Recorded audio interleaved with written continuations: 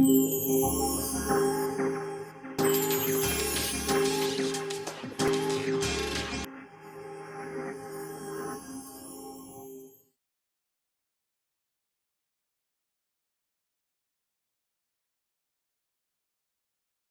going to start this look by applying first the primer potion all over the lid to help adhere the color.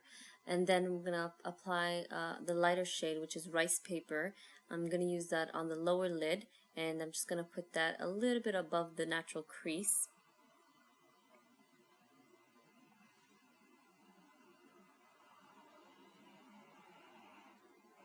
And then here I'm using a dark blue color, and this palette is a Middle Eastern palette that I got when I was in the Middle East. And I'm just going to use a small blending brush, and I'm just going to apply that in the crease. And in this case, I'm actually going a little bit above the natural crease. This will help make the eye look bigger. It'll open up the eye.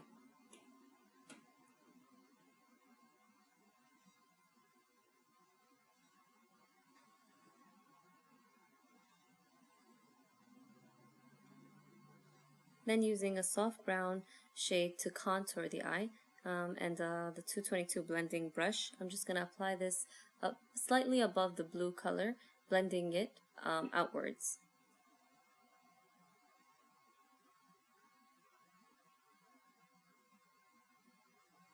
And then to create more dimension, when you layer colors, you create dimension. I'm applying a dark brown color called Handwritten on the outer part of the eye. And I'm going to be blending this with the blue, but not too much. If you overblend it, you might create a muddy color. So don't overblend this, just slightly, just to create, like I said, more dimension. Here I'm just intensifying the blue a little bit more. And then I'm just going to continue blending so the colors are more diffused. You don't want no harsh lines. You don't want the colors to stand out exactly where you applied them. So just blend it, but again, don't overblend.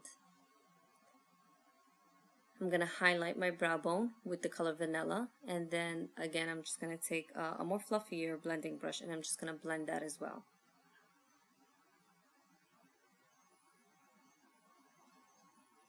I'm going to line the upper lash line with a gel liner. This line does not need to be perfect at all. I'm just going to apply this thin line, and then before it dries, you're going to want to blend it, smudge it, sorry. So take a pencil brush, a smudging brush, whatever brush works for you. Here I'm just using a thicker liner brush, the 110 from MAC, and I'm just going to smudge that line just to diffuse it and create more of a smokier effect. And then you always want to set, when you apply a gel liner and you smudge, you always want to set it with a black eyeshadow. And I found that Makeup Forever has one of the best black eyeshadows I've ever used. The matte black shadow from Makeup Forever is something I've been searching for a very long time. So I'm applying that on top of the black liner that I just smudged, and just diffuse that as well.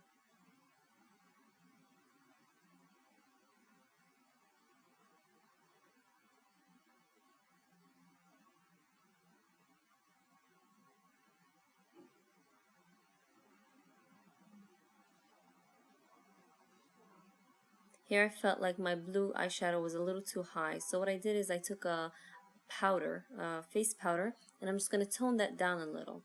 So with the natural color and a blending brush, just tone down. If you ever feel like you put too much, you could always tone it down with a powder.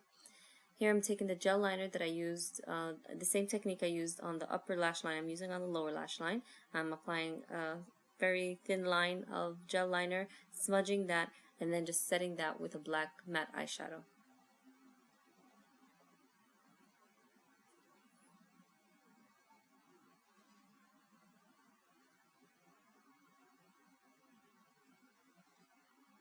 Now I'm also lining the inner rim, which is your waterline, with the gel liner.